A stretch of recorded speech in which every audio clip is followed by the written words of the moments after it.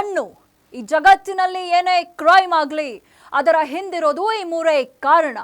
ಈ ಸ್ಟೋರಿ ನೋಡಿದ್ರೆ ಅದಕ್ಕೆ ಧರ್ಮವನ್ನು ಸೇರಿಸಬೇಕು. ಅಪರಾಧ ಮಾಡುವಾಗ ಪಾಪಿಗಳ ಮನಸ್ಸಲ್ಲಿ ದುರಾಸೆ, ಮೋಹ, ಆಕ್ರೋಶ, ಕಾಮ ಹೀಗೆ ಏನಿರುತ್ತೋ ಏನೋ ಆಗಬಾರದ್ದು ಆಗಿ ಸಿಕ್ಕಿಬಿದ್ದ ಮೇಲೆ ಪ್ರತಿಯೊಬ್ಬ ಅಪರಾಧಿಗೂ ಅನಿಸೋದು ಮನಸ್ಸಿನಲ್ಲಿ ಕಾಡೋ ಮೊದಲ ಮತ್ತು ಕೊನೆಯ ಪ್ರಶ್ನೆ ಒಂದೇ, ಇದೆಲ್ಲ ಬೇಕಿತ್ತ? ತಾನು ಸಾಕಿ ಸಲುಹಿದ ಉಗ್ರರ ಶವ ಯಾತ್ರೆ ಕಂಡ ಪಾಕಿಸ್ತಾನಕ್ಕೆ ಅದೇ ಅನ್ನಿಸ್ತಿದೆ. ಇದೇ ಹೊತ್ತಿನ ಸ್ಪೆಷಲ್ ಯುದ್ಧ ಫಿಕ್ಸ್ ಭಾಗ 16 ಉಗ್ರರ ಶವಯಾತ್ರೆ. ನಾನು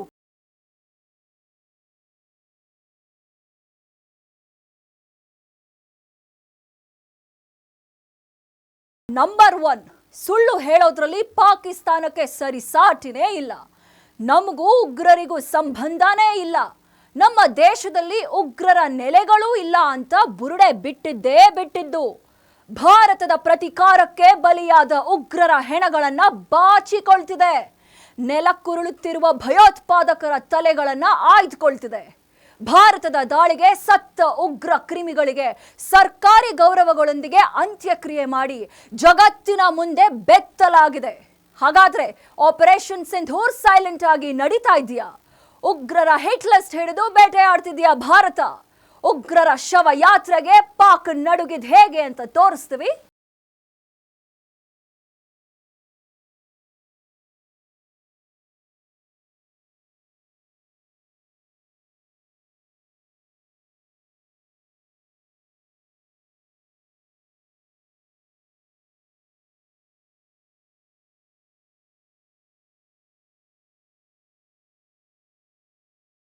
ನಿಮಿಷ ಜಸ್ಟ್ 25 ನಿಮಿಷದಲ್ಲಿ ಭಾರತದ ಯೋಧರು ಪರಾಕ್ರಮವನ್ನ ಮೆರೆದಿದ್ರು.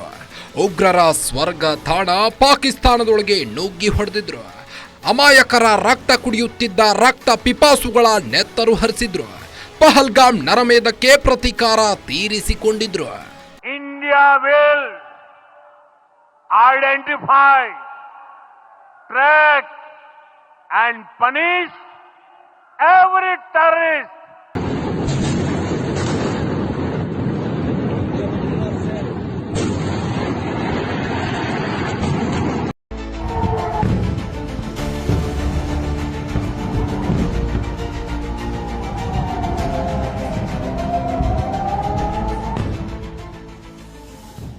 ಏಪ್ರಿಲ್ 22 ಭೂಲೋಕದ ಸ್ವರ್ಗ ಪಹಲ್ಗಾಮ್ನಲ್ಲಿ ಹಿಂದೂಗಳ ನರಮೇಧ ನಡೆದಿತ್ತು.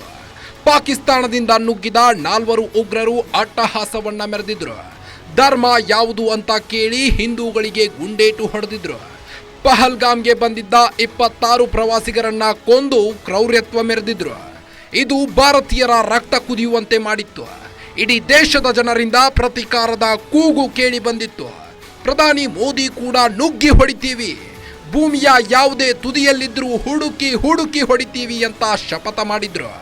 ಮೇ 7ರಿಂದ ಶುರುವಾಗಿದ್ದೇ ನೋಡಿ ಆಪರೇಷನ್ ಸಿಂಧೂರ.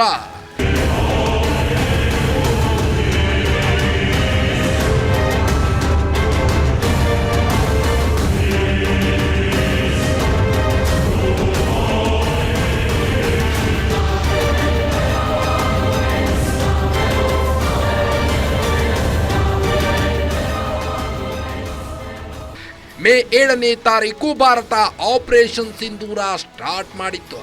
ದೇಶದ ಯೋಧರು ಮಿಡ್ ನೈಟ್ನಲ್ಲೇ ಪಾಕಿಸ್ತಾನದೊಳಗೆ ನುಗ್ಗಿ ಹೊಡೆದಿದ್ರು. ಭಾರತದಿಂದ ಹಾರಿದ ಒಂದೊಂದು ಮಿಸೈಲ್ಗಳು ಉಗ್ರರನ್ನ ಸಂಹಾರ ಮಾಡಿದ್ವು.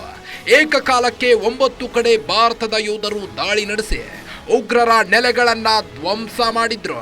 ಅಲ್ಲಿಂದ ಶುರುವಾಯ್ತು ನೋಡಿ ಪಾಕಿಸ್ತಾನದಲ್ಲಿ ಶವಯಾತ್ರೆ.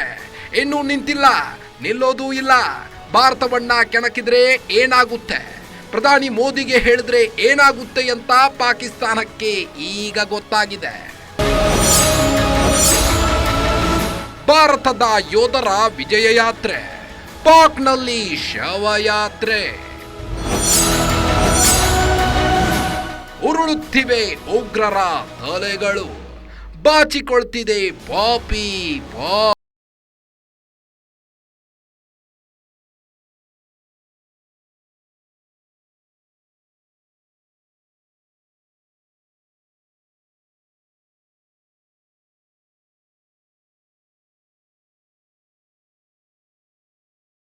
ಹಸಿ ಸುಳ್ಳು.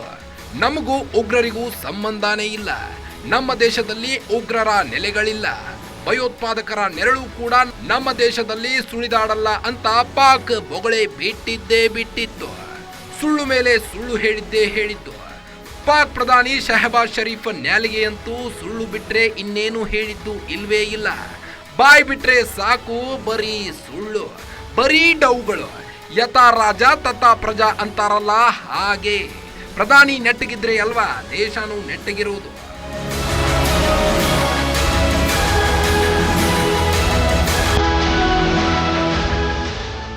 ಆಪರೇಷನ್ ಸಿಂಧೂರದ ಮೂಲಕ ಭಾರತ ತಕ್ಕ ಶಾಸ್ತಿ ಮಾಡಿದೆ. ಭಾರತ ಕೊಟ್ಟಿರೋ ಪ್ರತೀಕಾರದ ಏಟುಗಳು ಪಾಕಿಗಳಿಗೆ ನಿದ್ದೆಯನ್ನು ಕಾಡುತ್ತೆ. ಇದರಲ್ಲಿ ಯಾವುದೇ ಡೌಟ್ ಇಲ್ಲ. ಭಾರತ ಪ್ರತೀಕಾರದ ಬೆನ್ನಲ್ಲೇ ಪಾಕಿಸ್ತಾನದ ಬಣ್ಣ ಬಯಲಾಗಿದೆ. ನಾವು ಉಗ್ರರಿಗೆ ಸಪೋರ್ಟ್ ಮಾಡ್ತಿಲ್ಲ, ನಮ್ಮಲ್ಲಿ ಉಗ್ರರಿಲ್ಲ ಅಂತ ಹೇಳ್ತಿದ್ದ ಪಾಕಿಸ್ತಾನದಲ್ಲಿ ಹೆಣಗಳ ರಾಶಿ ಬಿದ್ದಿದೆ. ಅದು ಭಯೋತ್ಪಾದಕರ ಹೆಣಗಳ ರಾಶಿ. ಭಾರತದ ಪ್ರತೀಕಾರಕ್ಕೆ ಪಾಕ್ನಲ್ಲಿ ಭೂಗತವಾಗಿದ್ದ ಉಗ್ರ ಭೂತಗಳೆಲ್ಲ ನರಕ ಸೇರಿವೆ. ತಾನು ಸಾಕಿ ಪಾಲನೆ ಪೋಷಣೆ ಮಾಡಿದ್ದ ಪಾಕ್ ಸರ್ಕಾರ ಹಾಗೂ ಸೇನಾಧಿಕಾರಿಗಳ ಕಣ್ಣಲ್ಲಿ ರಕ್ತ ಸುರಿದಿದೆ. ಅದಕ್ಕೆ ದೃಶ್ಯವೇ ಸಾಕ್ಷಿ.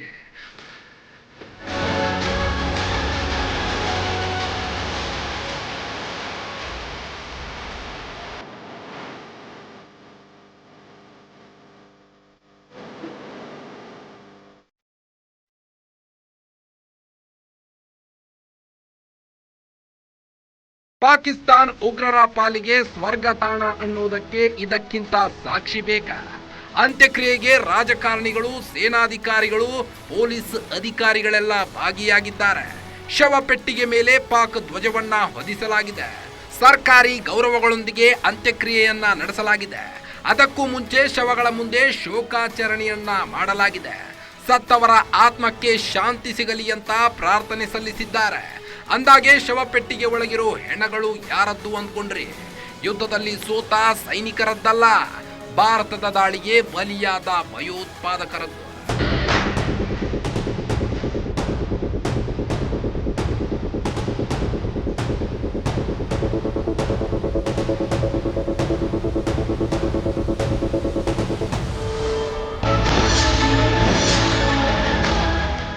ಸತ್ತ ಉಗ್ರರಿಗೆ ಸರ್ಕಾರಿ ಗೌರವದೊಂದಿಗೆ ಅಂತ್ಯಕ್ರಿಯೆ. ಉಗ್ರ ಅಂತ್ಯಕ್ರಿಯೆಗೆ ಭಾಗಿಯಾದ ಪಾಕ್ ಸೈನಿಕರು. ನೋಡಿದ್ರಲ್ಲ, ಪಾಕಿಸ್ತಾನದ ನರಿ ಬುದ್ಧಿ ಎಂತದ್ದು ಅಂತ.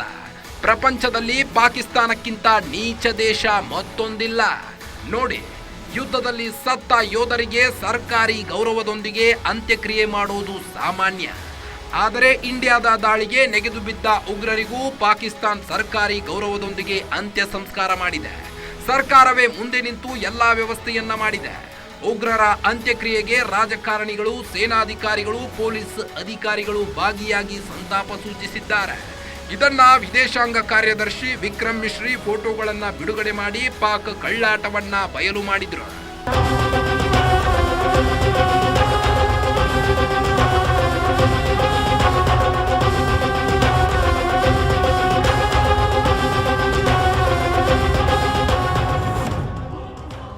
ಭಾರತ ಮೊದಲಿಂದಲೂ ಹೇಳ್ಕೊಂಡು ಬರ್ತಿದೆ, ಉಗ್ರರನ್ನ ಪೋಷಣೆ ಮಾಡ್ತಿರೋದು ಪಾಕಿಸ್ತಾನನೇ ಅಂತ ಹೇಳ್ತಾ ಬರ್ತಿದೆ.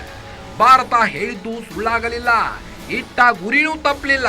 ಪಾಕ್ನಲ್ಲಿ ಅಡಗಿರೋ ಉಗ್ರರನ್ನ ಹುಡುಕಿ ಹೊಸಕಿ ಹಾಕಿದೆ. ನೂರಾರು ಉಗ್ರರನ್ನ ಹೊಡೆದುರುಳಿಸಿದೆ. ಆಪರೇಷನ್ ಸಿಂಧೂರಕ್ಕೆ ಬ್ರೇಕ್ ಹಾಕಲಾಗಿದೆ ಅಷ್ಟೇ. ಆದ್ರೆ ಭಾರತದ ಯೋಧರು ಉಗ್ರರ ರೋಂಡ ಚೆಂಡಾಡ್ತಿದ್ದಾರೆ. ಭಾರತದ ದಾಳಿಗೆ ಬಲಿಯಾಗ್ತಿರೋ ಉಗ್ರರ ಹೆಣಗಳನ್ನ ಹುಡುಕೋಕೆ ಪಾಕ್ ಸರ್ಕಾರ ಹಾಗೂ ಸೇನಾಧಿಕಾರಿಗಳು ಹೆಣಗಾಡ್ತಿದ್ದಾರೆ. ಭಯೋತ್ಪಾದಕರ ಹೆಣಗಳನ್ನ ಹುಡುಕಿ ಆಯ್ಕೊಂಡು ಬರುವುದೇ ದೊಡ್ಡ ತಲೆನೋವಾಗಿದೆ.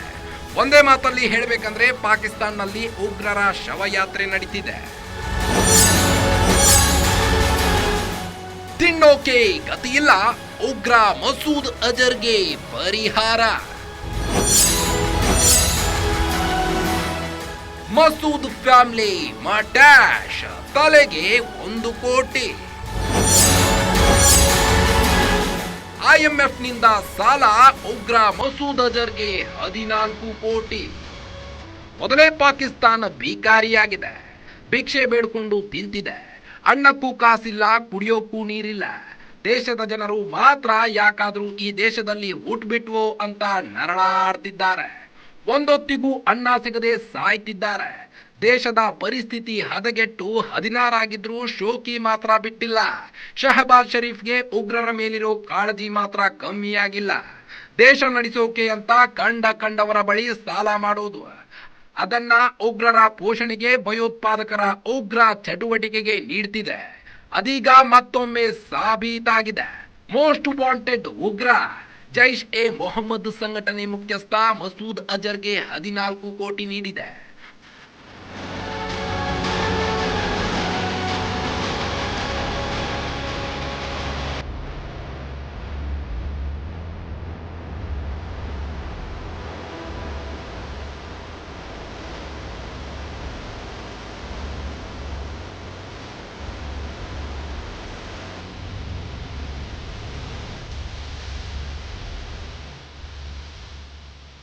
ಉಗ್ರ ಮಸೂದ್ ಅಜರ್ಗೆ ಪಾಕ್ ಸರ್ಕಾರ 14 ಕೋಟಿ ಪರಿಹಾರ ನೀಡ್ತಿದೆ. ಉಗ್ರನಿಗೆ ಪರಿಹಾರನ ಅಂತ ಶಾಕ್ ಆದ್ರೂ ಇದು ಸತ್ಯ. ಬಹವಲ್ಪುರ್ನಲ್ಲಿದ್ದ ಮಸೂದ್ನ ಜೈಷ್ ಎ ಮೊಹಮ್ಮದ್ ಸಂಘಟನೆಯ ಪ್ರಧಾನ ಕಚೇರಿ ಮೇಲೆ ದಾಳಿ ನಡೆಸಿತ್ತು. ಭಾರತ ನಡೆಸಿದ ಏರ್ ಸ್ಟ್ರೈಕ್ನಲ್ಲಿ ಮಸೂದ್ ಅಜರ್ ಫ್ಯಾಮಿಲಿ ಸಮಾಧಿಯಾಗಿತ್ತು. ಮಸೂದ್ನ ಅಕ್ಕ, ಆಕೆಯ ಪತಿ, ಸೋದರಳಿಯ ಮತ್ತು ಅವರ ಪತ್ನಿ, ಸೊಸೆ ಸೇರಿ ಕುಟುಂಬದ 5 ಸಾವಿಗೀಡಾದ್ರು. ಒಟ್ಟು 14 ಮಂದಿ ಸತ್ತಿದ್ರು. ಪಾಕ್ ಪ್ರಧಾನಿ ಶಹಬಾಜ್ ಶರೀಫ್ ಆಪರೇಷನ್ ಸಿಂಧೂರದಲ್ಲಿ ಸತ್ತವರ ಕುಟುಂಬಕ್ಕೆ ಪರಿಹಾರವನ್ನ ಘೋಷಣೆ ಮಾಡಿದೆ. ಮೃತರಿಗೆ ತಲಾ 1 ಕೋಟಿ ಕೊಡುವುದಾಗಿ ತಿಳಿಸಿದೆ. ಉಗ್ರ ಮಸೂದ್ ಫ್ಯಾಮಿಲಿಯಲ್ಲೂ 14 ಮಂದಿ ಸತ್ತಿರುವುದರಿಂದ 14 ಕೋಟಿ ಪರಿಹಾರ ಕೊಡಲು ಸರ್ಕಾರ ನಿರ್ಧರಿಸಿದೆ.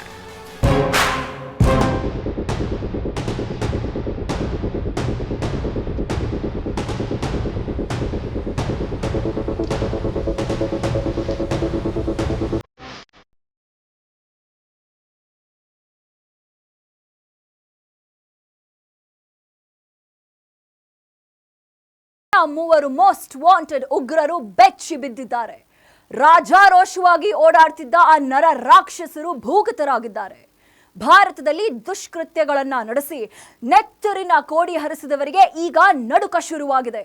ಯಾವ ಕ್ಷಣದಲ್ಲಿ ಭಾರತದ ಮಿಸೈಲ್ಗಳು ಅಪ್ಪಳಿಸುತ್ತೋ ಅಂತ ಜೀವ ಭಯದಲ್ಲಿ ಸಾಯ್ತಾ ಇದ್ದಾರೆ. ಸೈಲೆಂಟ್ ಆಪರೇಷನ್ ಸಿಂಧೂರ್ ಕಂಪ್ಲೀಟ್ ಆಗೋಷ್ಟರಲ್ಲಿ ಈ ಮೂವರು ಪರಲೋಕಕ್ಕೆ ಹೋಗೋದು ಫಿಕ್ಸು. ಯಾರ ಮೂವರು? ಭಾರತ ಟಾರ್ಗೆಟ್ ಮಾಡ್ತಿರೋದು ಯಾಕೆ? ಆ ಕುರಿತು ಡೀಟೇಲ್ಸ್ ಇಲ್ಲಿದೆ ನೋಡಿ.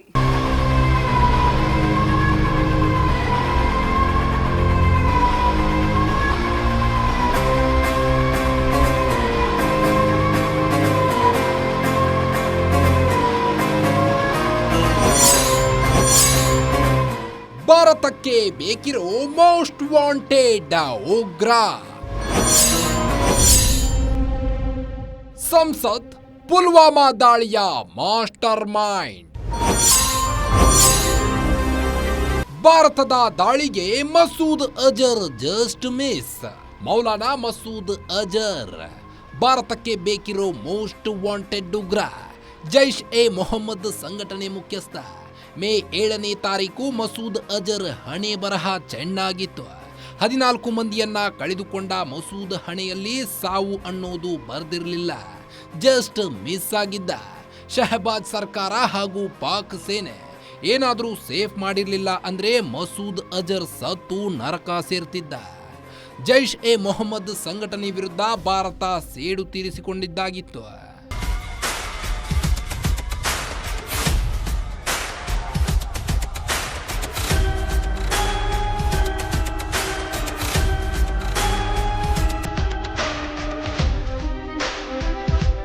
ಮೇ 7ನೇ ತಾರೀಕು ಆಪರೇಷನ್ ಸಿಂಧೂರ ಸ್ಟಾರ್ಟ್ ಆಗಿತ್ತು. ಮಿಡ್ ನೈಟ್ನಲ್ಲಿ ನುಗ್ಗಿದ ಭಾರತದ ಮಿಸೈಲ್ಗಳು 9 ಟೆರರ್ ಕ್ಯಾಂಪ್ಗಳನ್ನು ಉಡಿಸ್ ಮಾಡಿದ್ವು. ಬಹವಲ್ಪುರ್ನಲ್ಲಿದ್ದ ಮಸೂದ್ ಅಜರ್ನ ಜೈಷ್ ಎ ಮೊಹಮ್ಮದ್ ಸಂಘಟನೆ ಪ್ರಧಾನ ಕಚೇರಿ ಮೇಲೂ ಭಾರತ ದಾಳಿ ನಡೆಸಿತ್ತು. ಸುಬಾನ್ ಅಲ್ಲಾ ಮಸೀದಿ ಮೇಲಿನ ದಾಳಿಯಲ್ಲಿ ಅಜರ್ ಮಸೂದ್ನ ಕುಟುಂಬದ 14 ಮಂದಿ ಸಾವಿಗೀಡಾಗಿದ್ರು. ಆದರೆ ಈ ಮೋಸ್ಟ್ ವಾಂಟೆಡ್ ಉಗ್ರ ಮಸೂದ್ ಅಜರ್ ಮಾತ್ರ ಗ್ರೇಟ್ ಎಸ್ಕೇಪ್ ಆಗಿದ್ದ. ಒಂದು ವೇಳೆ ಭಾರತ ದಾಳಿ ನಡೆಸಿದ ದಿನ ಕುಟುಂಬಸ್ಥರ ಜೊತೆಗೆ ಇದ್ದಿದ್ರೆ ಮಸೂದ್ ಮಟ್ಯಾಶ್ ಆಗ್ತಿದ್ದ. ಆದರೆ ಮಸೂದ್ನ ಸಹೋದರ ಕಂದಹಾರ್ ಹೈಜಾಕ್ನ ರೂವಾರಿ ಅಬ್ದುಲ್ ರೌಫ್ ಅಜರ್ ಸತ್ತಿದ್ದ.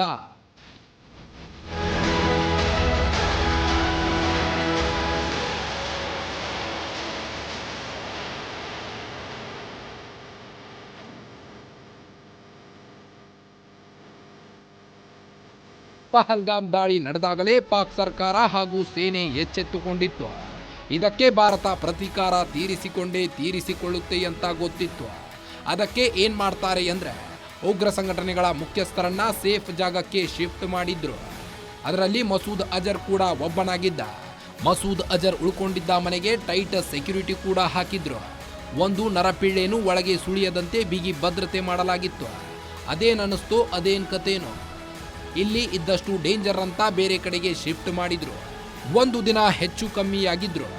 ಭಾರತದ ದಾಳಿಗೆ ಮಸೂದ್ ಬಲಿಯಾಗಬೇಕಿತ್ತು. ಮಸೂದ್ ಅಜರ್ ಜೈಷ್ ಎ ಮೊಹಮ್ಮದ್ ಉಗ್ರ ಸಂಘಟನೆಯ ಮುಖ್ಯಸ್ಥ. ಭಾರತಕ್ಕೆ ಬೇಕಾಗಿರೋ ಮೋಸ್ಟ್ ವಾಂಟೆಡ್ ಉಗ್ರ. ಭಾರತದಲ್ಲಿ ಬಂಧನಕ್ಕೊಳಗಾಗಿದ್ದ ಮಸೂದ್ ಅಜರ್ ಕಂದಹಾರ್ ಹೈಜಾಕ್ ನಂತರ ಬಿಡುಗಡೆಯಾಗಿದ್ದ. ನಂತರ ಭಾರತದಲ್ಲಿ ಸಾಕಷ್ಟು ದುಷ್ಕೃತ್ಯಗಳನ್ನ ನಡೆಸಿದ ಪಾಪಿ ಈತ. 2001ರಲ್ಲಿ ಭಾರತದ ಸಂಸತ್ತಿನ ಮೇಲೆ ನಡೆದ ದಾಳಿ ರೂವಾರಿಯಾಗಿದ್ದ. 2008ರ ಮುಂಬೈ ದಾಳಿ, 2016ರ ಪಠಾನ್ಕೋಟ್ ದಾಳಿಗೆ ಮಸೂದ್ ಅಜರೇ ಸಂಚುಕೋರನಾಗಿದ್ದ. ಪುಲ್ವಾಮಾ ದಾಳಿಯ ಮಾಸ್ಟರ್ ಮೈಂಡ್ ಕೂಡ ಈತನೇ. ಹೀಗಾಗಿ ಮಸೂದ್ ಅಜರ್ನನ್ನ ವಿಶ್ವಸಂಸ್ಥೆ ಜಾಗತಿಕ ಉಗ್ರ ಅಂತ ಘೋಷಿಸಿದೆ.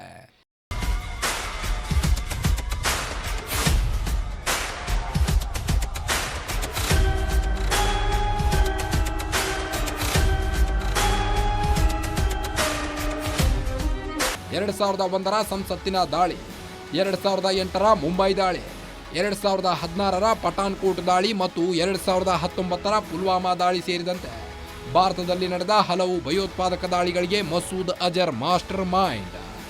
ಈ ಎಲ್ಲ ಪಿತೂರಿಯಲ್ಲಿ ಮಸೂದ್ ಅಜರ್ ಪ್ರಮುಖ ಸಂಚುಕೋರನಾಗಿದ್ದಾನೆ. ಈ ಭಯೋತ್ಪಾದಕ ಪಾಕಿಸ್ತಾನದಲ್ಲೇ ಅಡಗಿದ್ದಾನೆ. ಆತನ ರಕ್ಷಣೆಗೆ ಖುದ್ದು ಪಾಕ್ ಸರ್ಕಾರವೇ ನಿಂತಿದ್ರು. ಜಗತ್ತಿನ ಮುಂದೆ ಆತನ ಮಾಹಿತಿ ಇಲ್ಲ ಅಂತ ಪಾಕ್ ಸುಳ್ಳು ಹೇಳ್ತಿದೆ.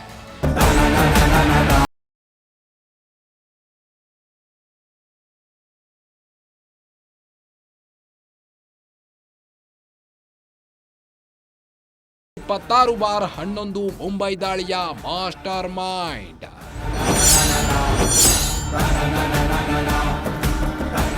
ಲಷ್ಕರ್ ಮುಖ್ಯಸ್ಥ, ಪಹಲ್ಗಾಮ್ ದಾಳಿ ಸಂಚುಕೋರ. ಭಾರತಕ್ಕೆ ಬೇಕಿರೋ ಮತ್ತೊಬ್ಬ ಮೋಸ್ಟ್ ವಾಂಟೆಡ್ ಉಗ್ರ ಅಂದ್ರೆ ಹಫೀಜ್ ಸಯೀದ್. ತನ್ನದೇ ಆದ ಉಗ್ರರ ಸಂಘಟನೆ ಕಟ್ಟಿಕೊಂಡಿದ್ದಾನೆ. ಲಷ್ಕರ್ ಎ ತೊಯ್ಬಾ ಸಂಘಟನೆಯ ಮೂಲಕ ಭಾರತದ ಮೇಲೆ ವಿಧ್ವಂಸ ಕೃತ್ಯಗಳನ್ನ ನಡೆಸಿದ್ದಾನೆ. ಈ ಮುದುಕನಿಗಿರೋ ಅಮಲು ಎಂತದ್ದು ಅಂದ್ರೆ ಭಾರತದಲ್ಲಿ ದಾಳಿ ನಡೆಸೋದು, ಶಾಂತಿ ಕದಕೋದು. ಏಪ್ರಿಲ್ 22ರಂದು ಪಹಲ್ಗಾಮ್ ದಾಳಿಯಲ್ಲೂ ಹಫೀಜ್ ಸಯೀದ್ ಪಾತ್ರವಿರೋದು ಬಯಲಾಗಿದೆ. ಭಾರತದ ಗುಪ್ತಚರ ಇಲಾಖೆ ಹಫೀಜ್ ಸಯೀದ್ ಪಹಲ್ಗಾಮ್ ದಾಳಿಯ ಸಂಚುಕೋರ ಅಂತ ಪತ್ತೆ ಮಾಡಿದೆ.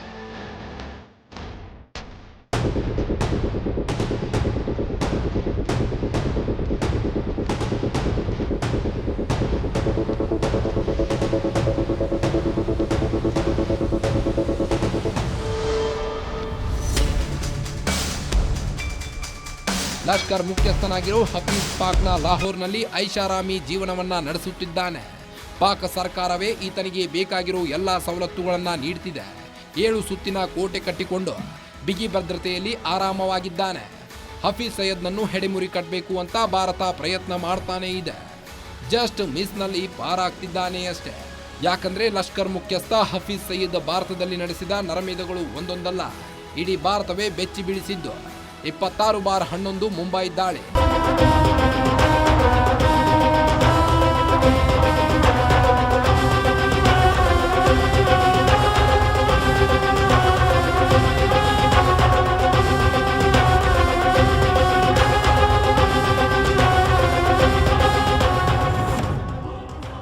ನವೆಂಬರ್ 26, 2008 ಮುಂಬೈನಲ್ಲಿ ನಡೆದ ಭಯೋತ್ಪಾದಕ ದಾಳಿ ನಡೆದಿತ್ತು. ಹಫೀಜ್ ಸಯೀದ್ ಒಡೆತನದ ಲಷ್ಕರ್ ಎ ತೊಯ್ಬಾ ಉಗ್ರರು ದಾಳಿ ನಡೆಸಿದ್ರು.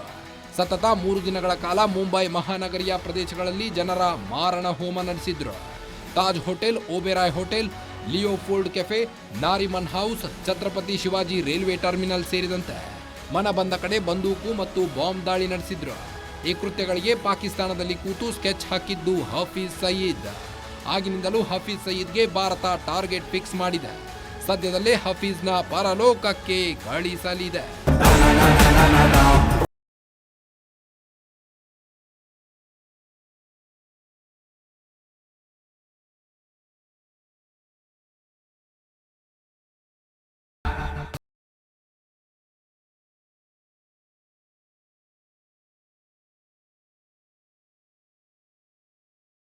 ಈತನೇ ಕೃತ್ಯಗಳಿಗೆಲ್ಲ, ಕಾಶ್ಮೀರದಲ್ಲಿ ನಡೆದ ಕೃತ್ಯಗಳಿಗೆಲ್ಲ ಈತನೇ ಕಿಂಗ್. ಭೂಗತವಾಗಿದ್ದುಕೊಂಡೇ ಭಾರತದ ಮೇಲೆ ಕತ್ತಿ ಮಸಿತಿದ್ದಾನೆ. ಅದ್ಯಾವಾಗ ಭಾರತ ಪ್ರತೀಕಾರದ ದಾಳಿ ನಡೆಸುತ್ತೋ ಆಗಿಂದಲೇ ಸೈತಾನ್ ಯುದ್ಧಕ್ಕೆ ನಡುಕ ಶುರುವಾಗಿದೆ. 25 ವರ್ಷಗಳಿಂದ ಪಾಕ್ನಲ್ಲಿ ಲೈಫ್ ಎಂಜಾಯ್ ಮಾಡ್ತಿದ್ದ ಮೋಸ್ಟ್ ವಾಂಟೆಡ್ ಉಗ್ರನಿಗೆ ಜೀವ ಭಯ ಸ್ಟಾರ್ಟ್ ಆಗಿದೆ. ಆತನ ಬೇಟೆ ಹೇಗಿರುತ್ತೆ, ಆ ಉಗ್ರನ ಹಿಸ್ಟ್ರಿ ಎಂಥದ್ದು ಅನ್ನೋ ಸ್ಟೋರಿ ಇಲ್ಲಿದೆ ನೋಡಿ.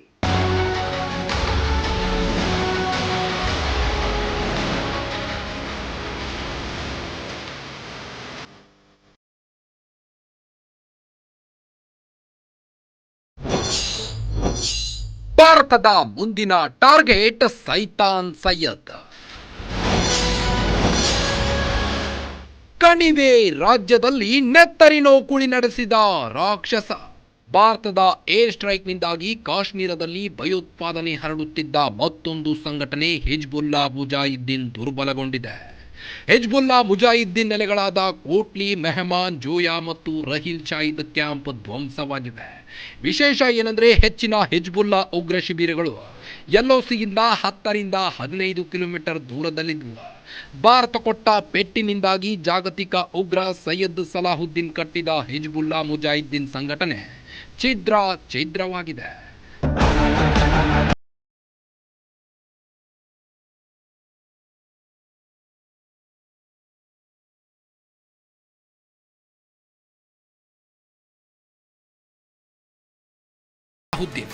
ಹೆಸರು ಕೇಳಿದ್ರೆ ಕಾಶ್ಮೀರದ ಜನರು ಭಯ ಪಡ್ತಾರೆ. ಈ ಮೋಸ್ಟ್ ವಾಂಟೆಡ್ ಉಗ್ರ ಮೂಲತಃ ಕಾಶ್ಮೀರದವನೇ ಆದರೂ ಪಾಕಿಸ್ತಾನದಲ್ಲಿ ಬಚ್ಚಿಟ್ಟುಕೊಂಡಿದ್ದಾನೆ. 77 ವರ್ಷದ ಸೈಯದ್ ಸಲಾಹುದ್ದೀನ್ ಸುಮಾರು 35 ವರ್ಷಗಳಿಂದ ಪಾಕ್ನಲ್ಲೇ ಅಡಗಿ ಕುಳಿತಿದ್ದಾನೆ. ಕಾಶ್ಮೀರದಲ್ಲಿ ನೆತ್ತರು ಹರಿಸುತ್ತಿದ್ದಾನೆ. 2014ರಲ್ಲಿ ಜಮ್ಮು ಕಾಶ್ಮೀರದಲ್ಲಿ ಸ್ಫೋಟಕ ದಾಳಿ ನಡೆಸಲಾಗಿತ್ತು. ಈ ದಾಳಿಯಲ್ಲಿ 17ಕ್ಕೂ ಹೆಚ್ಚು ಮಂದಿ ಗಾಯಗೊಂಡಿದ್ರು. ಈ ದಾಳಿ ಜವಾಬ್ದಾರಿಯನ್ನ ಸೈಯದ್ ಸಲಾಹುದ್ದೀನ್ ಸಂಘಟನೆ ಹೊತ್ತಿಕೊಂಡಿತ್ತು. ಅದಾದ ನಂತರ ಕಾಶ್ಮೀರದಲ್ಲಿ ನಡೆದ ಉಗ್ರ ಚಟುವಟಿಕೆಗಳೆಲ್ಲ ಹಿಜ್ಬುಲ್ಲಾ ಮುಜಾಹಿದ್ದೀನ್ ಸಂಘಟನೆ ಉಗ್ರರೇ ನಡೆಸಿದ್ದಾರೆ.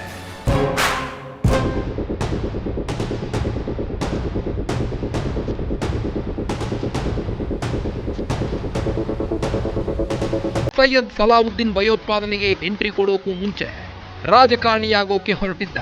1987ರಲ್ಲಿ ನಡೆದ ಜಮ್ಮು ಕಾಶ್ಮೀರದಲ್ಲಿ ವಿಧಾನಸಭೆ ಚುನಾವಣೆಗೆ ಸ್ಪರ್ಧೆ ಮಾಡಿದ್ದ. ಗೆದ್ದೇ ಬಿಡುವ ವಾತಾವರಣ ಸೃಷ್ಟಿಯಾಗಿತ್ತು. ಆದರೆ ಹೀನಾಯವಾಗಿ ಸೋಲು ಕಂಡಿದ್ದ. ನಂತರ ಹಿಜ್ಬುಲ್ಲಾ ಮುಜಾಹಿದ್ದೀನ್ ಅನ್ನೋ ಉಗ್ರ ಸಂಘಟನೆ ಕಟ್ಟಿ ಕಾಶ್ಮೀರದಲ್ಲಿ ವಿಧ್ವಂಸಕ ಕೃತ್ಯಗಳನ್ನು ನಡೆಸುತ್ತಿದ್ದಾನೆ. ಹೀಗಾಗಿ ಈತನ ಮೇಲೆ ಭಾರತದ ಸೈನಿಕರು ಕಣ್ಣಿಟ್ಟಿದ್ದಾರೆ, ಹುಡುಕುತ್ತಾ ಇದ್ದಾರೆ. ಆಪರೇಷನ್ ಸಿಂಧೂರ ಮೂಲಕ ಭಾರತ ಅತ್ಯಂತ ನಿಖರ ಕಾರ್ಯತಂತ್ರದ ವೈಮಾನಿಕ ದಾಳಿ ನಡೆಸಿದೆ. ಪಾಕ್ನಲ್ಲಿ ಅಡಗಿದ್ದ ಶತ್ರುಗಳ ಮನೆಗಳಿಗೆ ಹೊಕ್ಕು ಭಾರತ ಪಾಠ ಕಲಿಸಿದೆ. ಮಸೂದ್ ಅಜರ್, ಹಫೀಜ್ ಸಯೀದ್, ಸೈಯದ್ ಸಲಾಹುದ್ದೀನ್ ನಂತರ ಉಗ್ರರ ನಾಯಕರು ಮತ್ತೆ ಮೇಲೇಳಲು ಸಾಧ್ಯವಾಗದಷ್ಟು ಪೆಟ್ಟು ಕೊಟ್ಟಿದೆ. ಸದ್ಯದಲ್ಲಿ ಚಟ್ಟ ಕಟ್ಟಲಿದೆ.